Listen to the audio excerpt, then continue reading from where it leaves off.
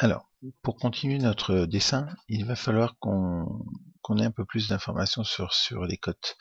Et pour ce faire, j'ai donc tracé à l'écran des droites et j'ai fait des cotations de sorte à pouvoir se repérer pour continuer ce dessin.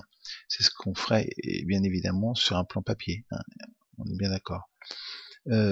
Donc, on a ici une zone avec une zone triangulaire qui va nous aider à dessiner cette droite-là. Donc, on voit qu'on a ici une cote de 41,59 à l'intersection de l'axe et de cette droite-là. Donc, on va aller répéter cette cote de 41,59 sur notre dessin. Alors, je vais prendre de la couleur bleue pour qu'on voit ce qu'on fait.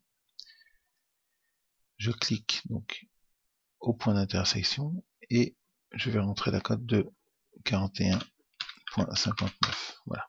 Donc, j'ai tracé. Je viens de tracer cette première portion de droite ici.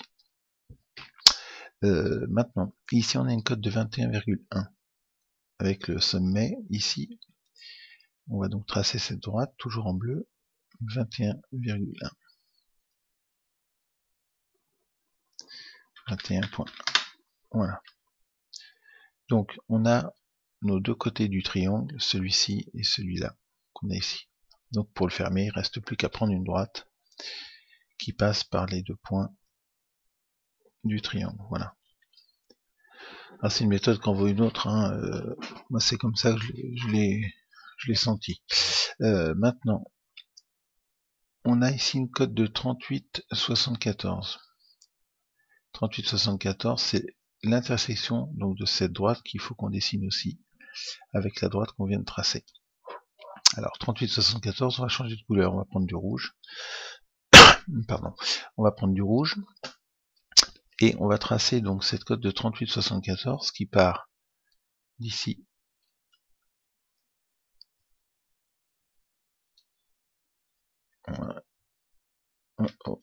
Petite erreur, ma droite n'était pas à sa place, donc je recommence ma droite.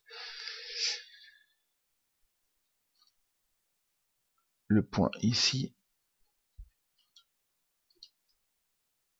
et le point ici, voilà. Petite erreur, et des fois il faut bien zoomer pour être sûr de bien accrocher où on veut. Donc je reviens à ma cote de 38,74, je prends donc du rouge,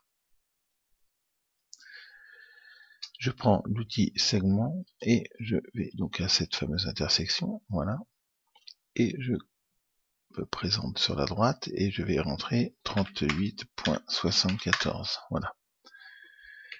Alors, vous me direz, bah, la droite on la voit pas, mais en fait elle est derrière. Alors ce qu'on va faire, c'est une fonction du logiciel qui est des fois utile, on va sélectionner cette droite, et ici, on va aller choisir cette petite case qui s'appelle mettre à l'arrière-plan. On clique, et voilà. Ce qu'on a fait en fait, on a mis la ligne bleue en dessous de la ligne rouge. Voilà. Bon, et inversement, on peut le faire dans les deux sens, bien évidemment. Ça permet de montrer des lignes qui sont cachées par d'autres lignes. Ça s'utilise pas tous les jours, mais c'est toujours ça à apprendre. Voilà. Donc maintenant, on sait que ici, on est tangent au cercle. On va tracer cette droite.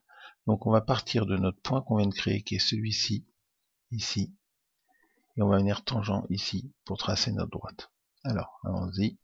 On va revenir en bleu, en blanc, pardon, et on va tracer notre segment qui va venir, voilà, avec le petit sigle tangente, voilà, entrée. Donc là, on vient de tracer cette zone-là. Je vous laisse, je vous retrouve tout de suite pour toute la partie rayon,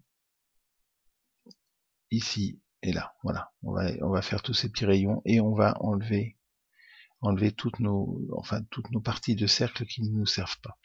Ici, pour les petits et là, voilà. Pour le gros, on verra ensuite parce qu'il faut qu'on ferme ici. Voilà, je vous retrouve à tout de suite.